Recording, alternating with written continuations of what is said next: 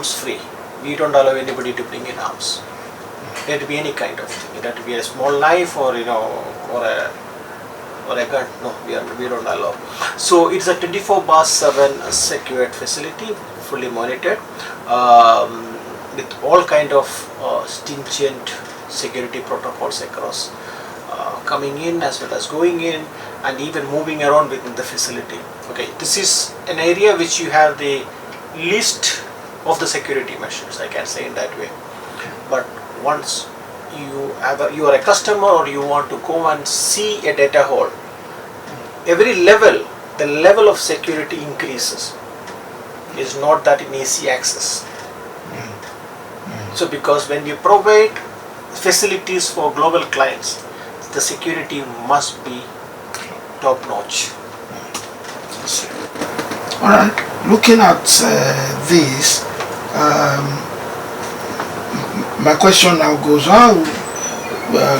for instance, why should your clients prefer to deal with Africa data centers? When we look at ADC and the way ADC operate, as I mentioned earlier, we are the connected data center ecosystem, and we provide the quality of services which is not comparable to any others operators. Rather, I can put it in that way, but I don't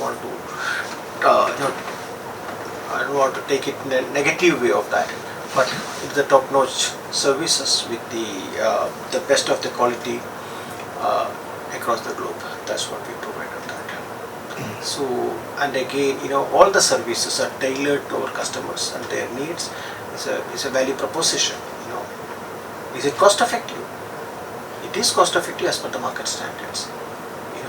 Because for everything there's a cost involved. Correct. So that we need to. Alright. Yeah.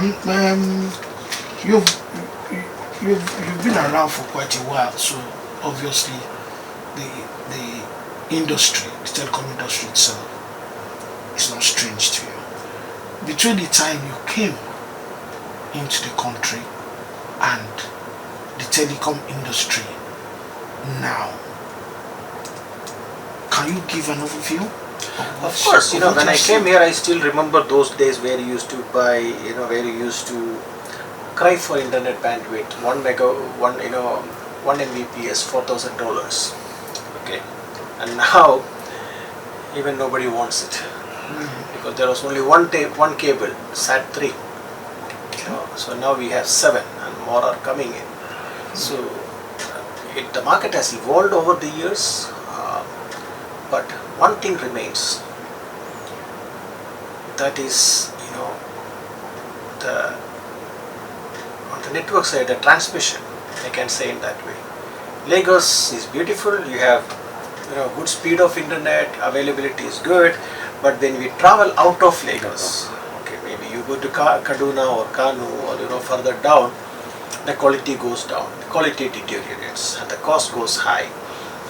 That is one problem still prevails, and we need to look at that, how best we can sort or fix that issue in the industry. It's an industry issue, but we can't stay with that issue for long, because if you stay there, the 7 cables landing in Lagos will not have an effect, because Lagos is 27 million approximately. So Lagos, Abuja, Port Harcourt is around 45 million. That is not Nigeria. Nigeria is all over Nigeria, which is 225 million. Correct. So we need to find a way to reach those people with a high quality of service, so that quality of service which enable the data centers to be more effective, because at the end of the day the contents are in the data centers.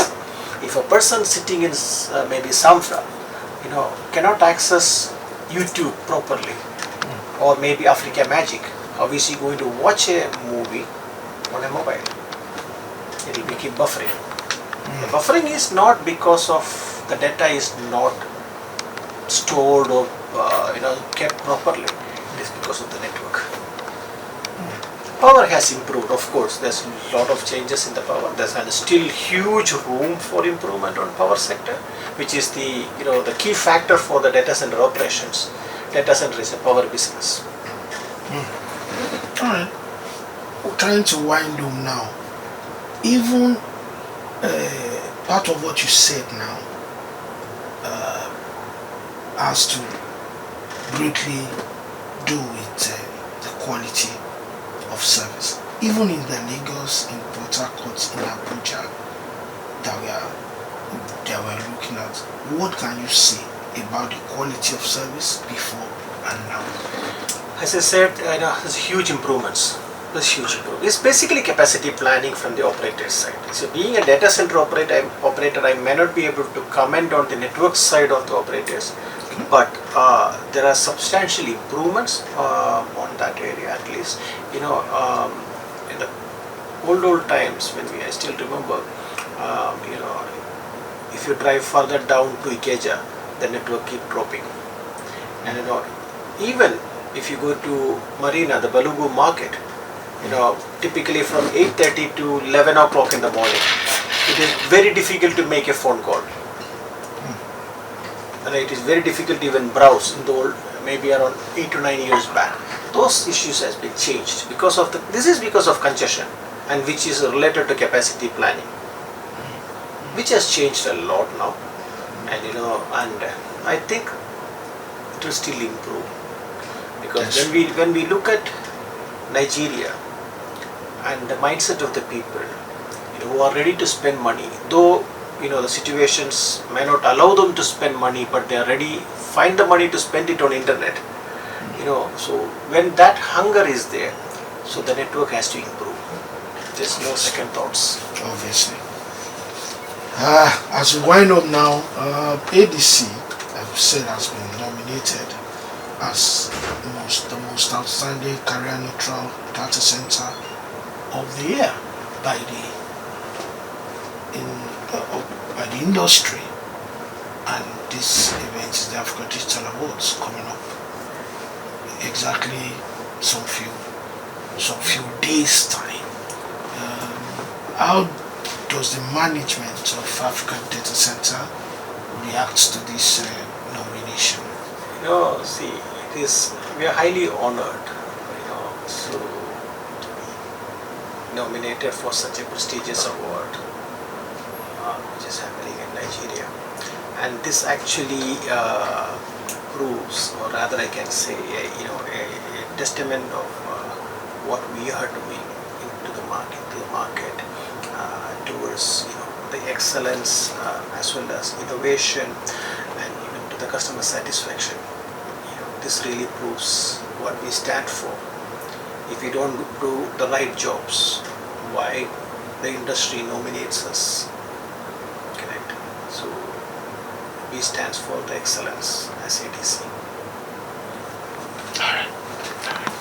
It's a good place to put a pause to it for now, and some other time, some other good time. I know that you're going to be regular on our interview segment from time to time. Dr. Krish, it's been lovely opening our doors to have us here today. I want to thank you so much. Thank you. Thanks a lot. And that is how we've seen it on ICT Watch. It's a program that you need to be part of, and you can always go back and watch the interview with other series of interview on our YouTube channel, Focus TV Africa. My name is Tayo Adebusi. Bye-bye.